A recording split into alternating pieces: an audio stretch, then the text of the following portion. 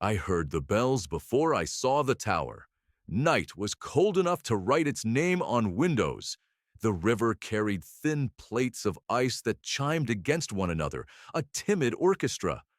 Over the roofs, I felt a pull, a summons I recognize when December prepares to hand the year across to January. Bells, insisting on their right to speak.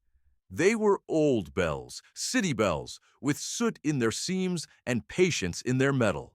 They had tolled weddings when coal smoke was still a novelty. They had tolled funerals that changed councils and kitchens both. Now they called for a porter with thin boots and honest shoulders and a back that had mistaken ache for destiny. His name was Toby Veck. The streets knew him. So did the wind. It used him to test directions. He waited by a church door because that was the place work remembered to find him. He kept himself cheerful on days when cheerfulness had to be carved rather than harvested. A little man, a quick nod, a jaunt that was half habit and half hope. He was not always warm and he was not often full, but he was kind to himself in small ways and to others whenever possible. He would have called himself ordinary. The bells disagreed. His daughter brought him warmth, the way a kettle brings a house to its senses. Meg, with cheeks the winter refused to bully and hands that wore work like rings.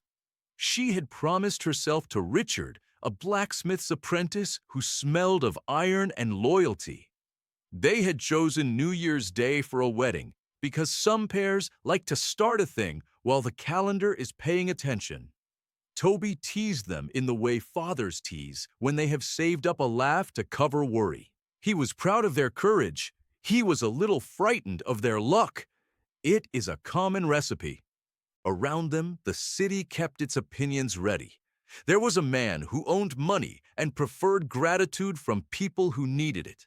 There was a man who counted things he had never lifted and concluded the poor were wasteful because food disappears after you eat it.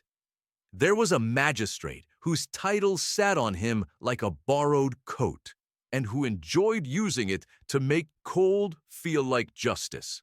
They had theories about Toby, Meg, and Richard that sounded tidy in rooms with carpets. Toby had listened to those theories too long. Words you hear often enough can sneak into your pocket and pretend to be your own. The bells wanted a word with him. I crossed down through the frost, light on chimney pots, gentle with laundry lines, and stopped where the tower met the street. Toby leaned against stone that knew more prayers than ears. He had a parcel to carry and the ache to prove it. He had a doubt he did not admit even to himself, whether people like him belonged to diminishing circles of possibility. The bells threw a note into the air like a rope. He looked up the way a man looks up when a friend calls his name from a window. You might think bells speak in peals and thunders only. They also whisper. They also argue. They also tell jokes that only pigeons get. That night, they spoke in the language of summons. The tower stairs took Toby's feet as if they had been waiting. Up he went, cautious, curious, a little ridiculous, a little brave, until the city spread below him like a map that had forgotten to be smug.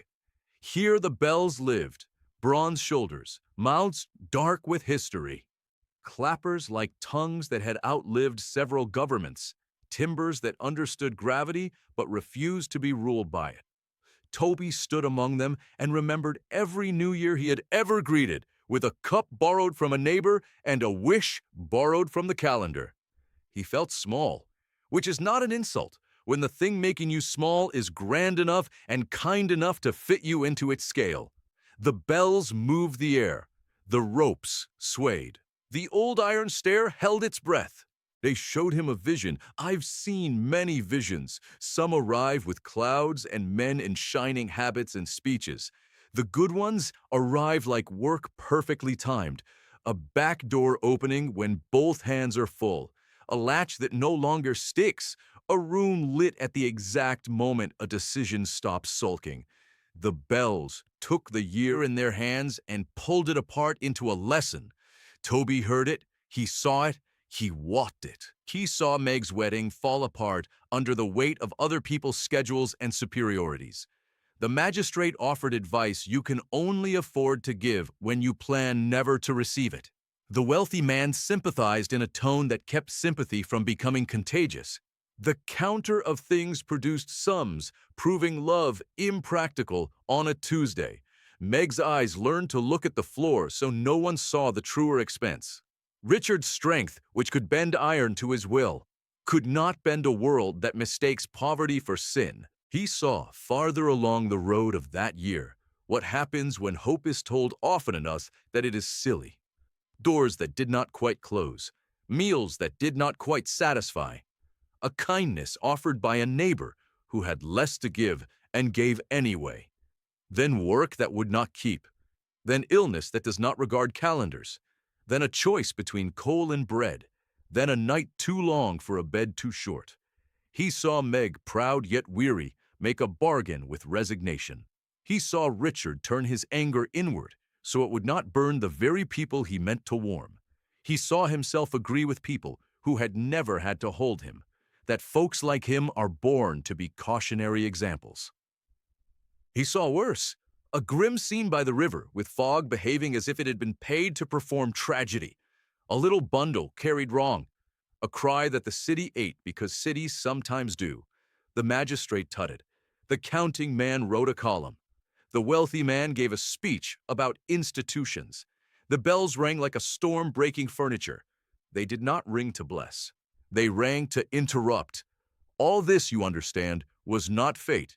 It was forecast. It was what happens when enough voices tell enough Tobys that they were born in the wrong ledger. Bells do not pretend. They warned him. Your belief is a lever. If you let the wrong hand pull it, it will move the wrong world. Toby cried. He was not ashamed.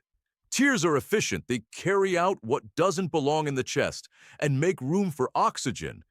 He spoke to the bells in the simple sentences men use when they are telling the truth without rehearsing it. He said he had been foolish to listen to the sort of people who cannot carry their own parcels. He said he would not hand Megoldy to disdain disguised as advice. He said he was small and cold and tired. But he was not convinced that those are moral conditions. The bells answered by throwing sound over the city like new snow. Roofs listened. Alley cats admitted they could be quiet 12 seconds at a time. The magistrate woke with a start and did not know why his dream had felt embarrassed. The wealthy man's speech fell off his desk and tore across a paragraph he had been particularly proud of. The counting man's ink blotted precisely over a number that had made him smirk.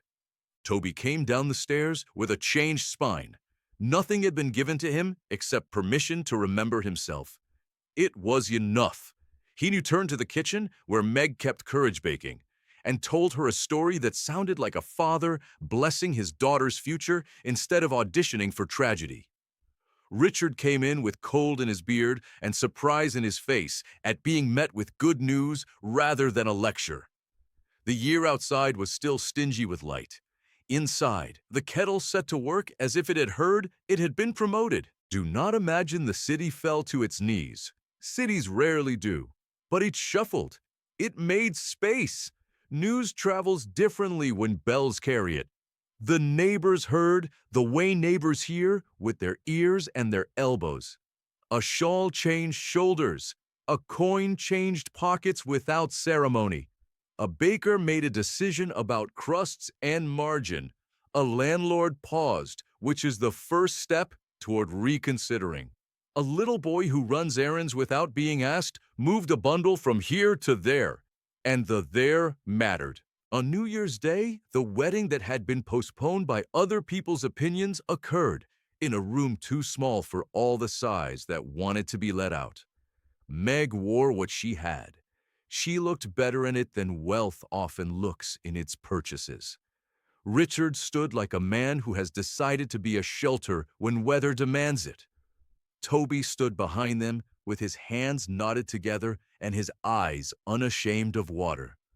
I have seen fine cathedrals host cold ceremonies. I have seen tiny kitchens host sacraments big enough to educate a century. This was the latter. Afterward, there was feast enough. Not abundance in the generous magazine sense. Enough in the honest sense. No one went without. Everyone had something they liked.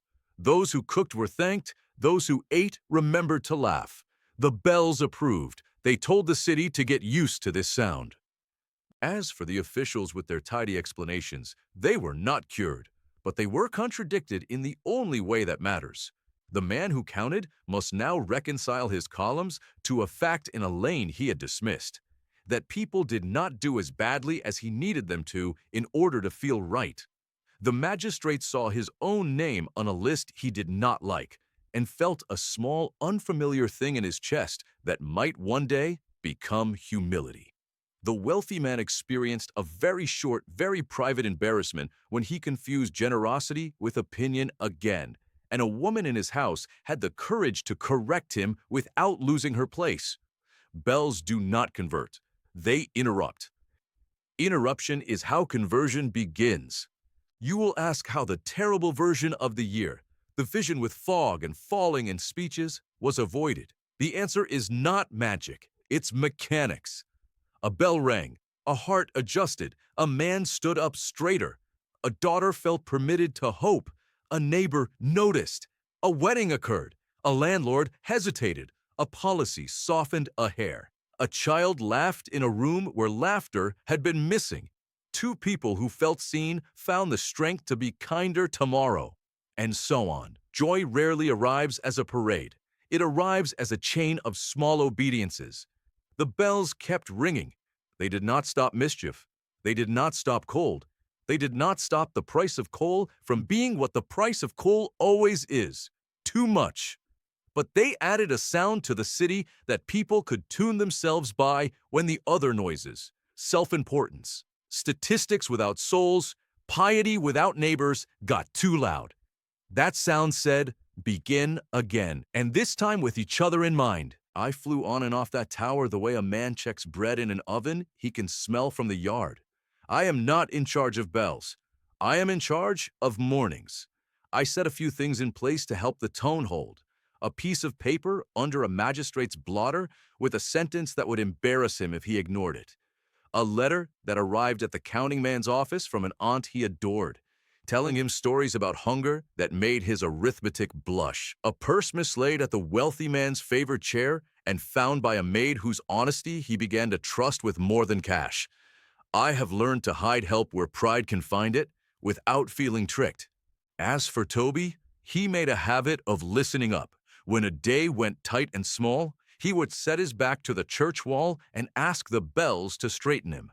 He still carried too much and ate too little sometimes. He still had boots that argued with weather, but he no longer borrowed insults from people who thought poverty an identity rather than a circumstance. He borrowed courage from iron instead. Meg and Richard did what new families do when their promises become furniture. Mended, mopped, laughed, feared, learned, failed, tried again. The bells approved of trying again. They rang differently on mornings after arguments and seemed to laugh on mornings after reconciliation. A year is not one thing, it is hourly. New Year's Eve returned. The tower wore frost like a lace collar. The ropes hung with the slack of patience. The city had not transformed into a paradise. It had become itself a little more truly. That is often a better gift. Toby climbed the stair with a parcel under his arm, wrapped in paper thick with care. He did not need a vision. He needed a reminder. The bells gave it. Not a show, not a scolding. Just the note you give a friend when you want him to start on time. I stood above the tower with the reindeer breathing white clouds that tried to drift up and failed, content to be beautiful near the source. Below us, doors closed against cold and opened for neighbors. The city wore hope in patches, which is fine, because patches last where they're needed. A clock struck midnight and then recovered from the embarrassment of being predictable. The bells took the cue and poured a sound over the streets that deserved it. Here's what they said, shorn of echo and ceremony. They said, people are not born signed to a ledger. They said, correction is not contempt. They said, if a law hates a neighbor, it will need mending. If a practice forgets a child, it will need stopping. If a habit keeps a head bowed too long, it will need laughter. They said, begin again. If this year has taught you meanness, unlearn it. If it has taught you thrift, keep it, but spend it on mercy first. If it has taught you to expect disaster, expect courage too. If you hear a voice in a warm room telling you how other people ought to live in cold ones, ask that voice to carry a parcel up one flight of stairs without complaining. If it cannot, ring your own bell. A cup on a table, a spoon against a pan, a throat cleared to ask a better question, and interrupt it. Bells are bosses of beginnings. I am an assistant to mornings. We share a job. We hand you the day and say, this one, try it with more neighbors. This one, do not repeat that tired insult you learned from a man who never learned to carry anything heavier than his name. This one, marry hope to patience, and make them pay rent in supper and kind words. When I flew away from the tower, the city sounded like metal made humane by use. I like that sound. I like it better than speeches and statistics. The reindeer toss their heads the way proud animals do when they have behaved themselves and know it.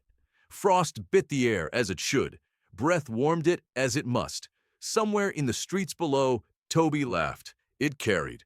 Bells listened and answered. Happy New Year! If you lack a tower, you can still have a bell. Tap your glass and promise something small and specific. Knock on your neighbor's door and ask what is needed before you advise. Read aloud the good paragraph and cross out the proud one. Stand under the sky and remember you are little, and that little is not an insult. When a metal voice invites you to begin again, accept. Then, begin.